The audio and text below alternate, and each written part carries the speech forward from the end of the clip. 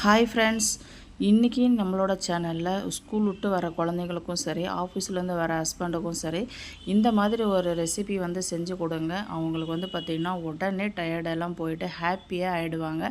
அந்த மாதிரி ஒரு ரெசிபி தாங்க நான் ட்ரை பண்ணியிருக்கிறேன். இந்த ரெசிபி நீங்கள் செய்யணும் அப்படின்னாக்கா ஃபுல் வீடியோவும் ஸ்கிப் பண்ணாமல் பாருங்கள். வாங்க வீடியோக்குள்ளே போகலாம்.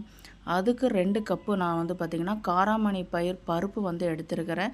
இந்த காராமணி பருப்பு வந்து எப்படி செய்கிறதுன்னு ரெசிபி வேணும் அப்படின்னா கமெண்ட் பாக்ஸில் கேளுங்க, சொல்கிறேன்.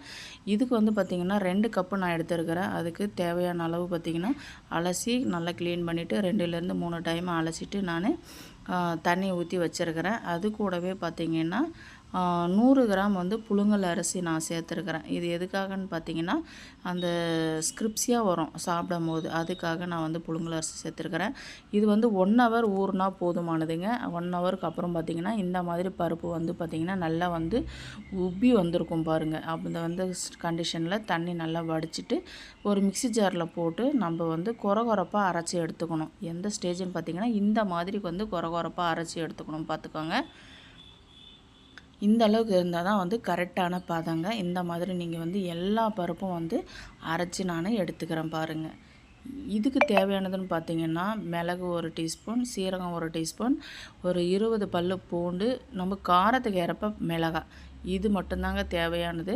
இதை வந்து ஒரு மிக்ஸி ஜாரில் போட்டுட்டு நம்ம அரைச்சி எடுத்துக்கணும். அதே மாதிரி பல்ஸ் விட்டு நம்ம அரைச்சி எடுத்துக்கணும் பாருங்கள். கொரகொரப்பா இந்த அளவுக்கு இருந்தால் தாங்க நல்லாயிருக்கும். இதை வந்து நீங்கள் கட் பண்ணி சேர்த்துக்கிறதா இருந்தாலும் சேர்த்துக்கலாம். நான் வந்து அரைச்சி சேர்த்துருக்கிறேன். அதில் வந்து அரைச்சி சேர்த்தோம் அப்படின்னா அதோட ஃப்ளேவர் வந்து ஸ்பைசி சூப்பராக இருக்குங்க.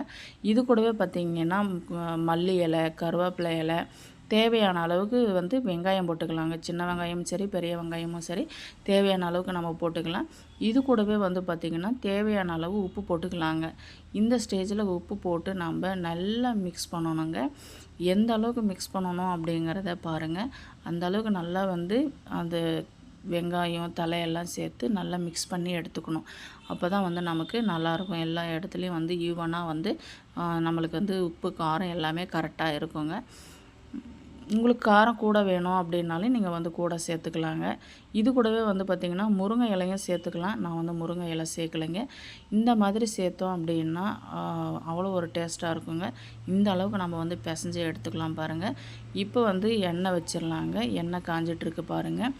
பிசைஞ்சு எடுத்த மாவை வந்து நம்ம சின்ன சின்னதாக கோலி உருண்டை சைஸ் நம்ம உருட்டி நம்ம வந்து எண்ணெயில் போட்டுக்கலாங்க.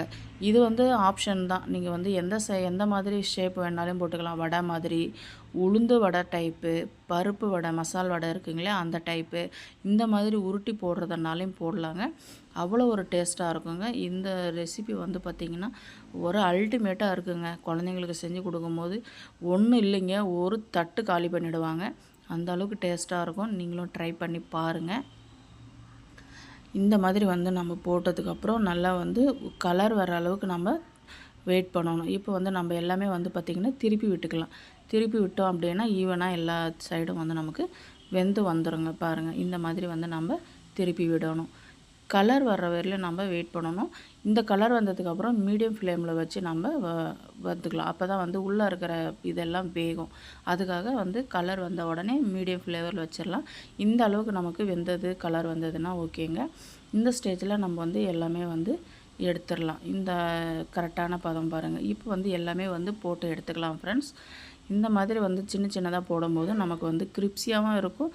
சாப்பிடும்போது சின்ன சின்னதாக எடுத்து டக்குன்னு சாப்பிட்றதுக்கும் நமக்கு வந்து அழகாக இருக்குங்க பார்க்குறதுக்கு. இந்த மாதிரி வந்து எல்லாமே பொரித்து எடுத்துக்கலாம் ஃப்ரெண்ட்ஸ்.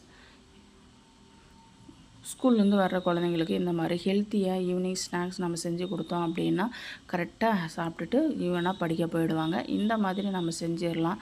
இங்கே பாருங்கள், கடைசியாக நான் வந்து எல்லாமே செஞ்சு முடிச்சிட்டேங்க. இது வந்து அப்படியே சாப்பிட்றலாம். அப்படியே எந்த ஒரு சைட் டிஷ்ஷும் நமக்கு தேவையில்லை. அப்படியே வந்து சாப்பிட்லாம். இதுக்கு தேவையா அப்படின்னாக்கா நம்ம வந்து தேங்காய் சட்னி செஞ்சுக்கலாம். தேங்காய் சட்னி வந்து அல்டிமேட்டாக இருக்குங்க. இந்த மாதிரி தேங்காய் சட்னி செஞ்சு கொடுக்கும்போது குழந்தைங்க விரும்பி சாப்பிடுவாங்க. ஓகே ஃப்ரெண்ட்ஸ், ஃபுல் வீடியோவும் பார்த்ததுக்கு ரொம்ப நன்றி.